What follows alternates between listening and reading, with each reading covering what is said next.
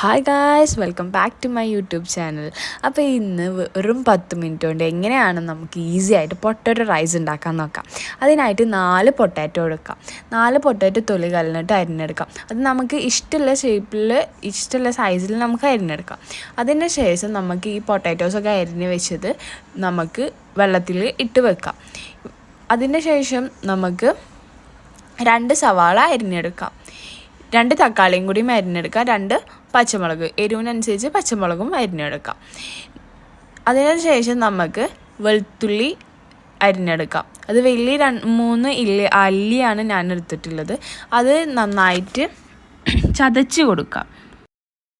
ഇനി നമുക്ക് അടുപ്പത്ത് ഒരു പാൻ വെച്ചിട്ട് അതിൽ ഓയിൽ ഒഴിച്ചെടുക്കുക. അതിൽ നമുക്ക് നല്ല ജീരകം ഇട്ട് കൊടുക്കാം. നല്ല ജീരകം ഇട്ട് കഴിഞ്ഞിട്ട് നമുക്ക് വെളുത്തുള്ളിയും ചതച്ച് വെച്ച വെളുത്തുള്ളിയും പച്ചമുളക് ഇട്ട് നന്നായി ഒന്ന് മിക്സ് ചെയ്ത് കൊടുക്കാം. അതിലേക്ക് നമുക്ക് സവാള ആഡ് ചെയ്ത് കൊടുക്കാം. സവാള ആഡ് ചെയ്ത് ഒന്ന് ഇളക്കിയതിന് ശേഷം നമുക്ക് അതിന് ഉപ്പിട്ട് കൊടുക്കാം. ആവശ്യത്തിനുള്ള ഉപ്പിട്ട് കൊടുക്കാം.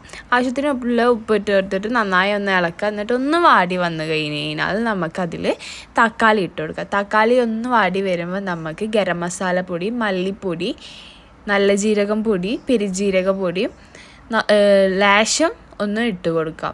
അത് കൈയളവിന് ഇട്ട് കൊടുക്കാം. അതിനുശേഷം നന്നായി ഇളക്കി നന്നായി വഴറ്റിയെടുക്കാം.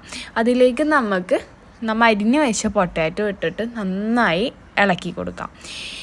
എന്നിട്ട് നമുക്ക് ഇതൊന്ന് ജസ്റ്റ് ഒന്ന് ഇളക്കിയതിൻ്റെ ശേഷം 2 ഗ്ലാസ് അരി എടുക്കാം. നമ്മൾ നെയ്ച്ചോറിൻ്റെ അരിയാണ് ഇവിടെ യൂസ് ചെയ്യണത്. ആ അരി നന്നായി കഴുകി വാര വെച്ചിട്ട് നമുക്ക് ഇതിലേക്ക് ഇടാം. എത്ര അരിയാണോ എടുത്തത് അതിൻ്റെ ഡബിൾ വെള്ളം എന്നുള്ള രീതിക്ക് ഒഴിച്ചു കൊടുക്കാം.